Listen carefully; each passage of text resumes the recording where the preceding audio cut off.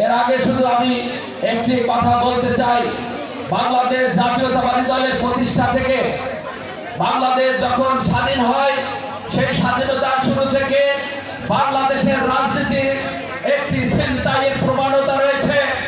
বঙ্গবন্ধু শেখ মুজিবুর রহমান যখন বাংলাদেশের রাজনীতিতে আসেন, উনি ভাসানীকে আমরা দেখেছি রেসকোর্স ময়দানে যখন স্লোগান উঠেছিল আমাদের জাতির পিতা, বলতো ভাসানী ভাসানী, সেই শেখ মুজিবুর রহমান এই জাতির পিতার যে ডেজিগনেশন আছে সেটাকে ছিনতাই করে তার দল তার নামের পিছনে লাগিয়ে দিয়েছে। আবার বাংলাদেশের স্বাধীনতার ঘোষক শহীদ রাষ্ট্রপতি জিয়াউর রহমানের নামকে ছিনতাই করে সেই শেখ মুজিবুর রহমানের নামের পিছনে ছিনতাই করে স্বাধীনতার ঘোষক বলা হচ্ছে। প্রাণপ্রিয় এলাকাবাসী, আপনাদেরকে ইতিহাস জানতে হবে, আপনাদেরকে ইতিহাস শিখতে হবে, কারণ এই যারা এই ছিনতাই করে, এই ছিনতাই থেকে শেখ হাসিনা একটি ফ্যাসিস্ট সরকারে পরিণত হয়েছে। শেখ হাসিনার এই ফ্যাসিজমের কারণে আজকে দেশ থেকে পালিয়ে যেতে বাধ্য হয়েছে।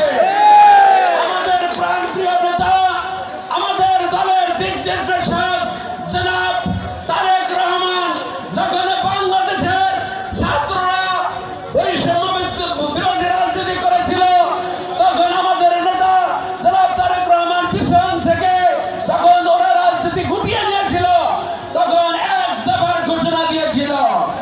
আর সেই এক দফার কারণে বাংলাদেশ 5ই আগস্ট পুনর্বার বাংলাদেশের এই ব্রিটিশ সরকার বিতাড়িত হতে বাধ্য হয়েছিল। প্রাণপ্রিয় সংগঠন, আজকের সেই ছিনতাইয়ের প্রবণতা হিসেবে এনসিপি এখন তারা নিজেদেরকে ঘোষণা করে মাত্র 26 দিনের রাজনীতি দ্বারা নাকি এই ফ্যাসিস্ট হাসিনাকে বিতাড়িত করেছে। এর আগেও ছাত্ররা বিভিন্ন রকমের আন্দোলন করেছিল, তখন তো তাদেরকে পিটিয়ে রাস্তায় শুয়াই দিয়ে তাদেরকে বিতাড়িত করেছিল। তখন তো তারা বৈষম্য বিরোধী আন্দোলনের মাধ্যমে পারে শেখ হাসিনাকে দেশ থেকে বিতাড়িত করতে। আমাদের নেতা, আমাদের দলের যিনি কান্ডারি জনাব তারেক রহমান, এর এক দফার দাবিতে এই 5ই আগস্ট এই ফ্যাসিস্ট সরকার পালিয়ে যেতে বাধ্য হয়েছে। আমি বক্তব্য দীর্ঘায়িত করব না, আপনারা শিশু, আপনারা